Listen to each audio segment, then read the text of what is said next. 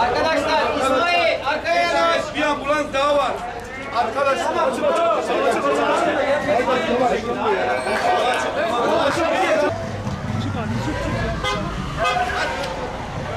Arkadaşlar şöyle yolu açın da. Yolu açın. Şöyle bir yolu açın. Yolu açın.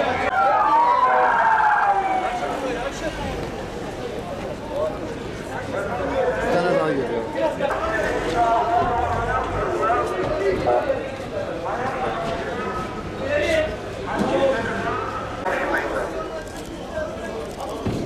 Arkadaşımız da geldi. Evet açalım burayı.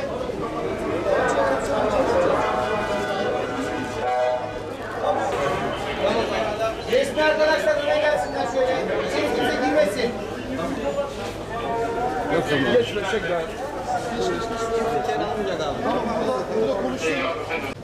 Doğan Köyü, Sarıyaprak Köyü yoluna bölücü terör örgütünün döşediği mayını Metin timimiz tespit ediyor.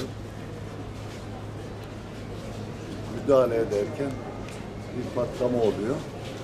Metin timindeki 2 arkadaşımız yaralanıyor. Şu anda söyleyebileceğimiz bu.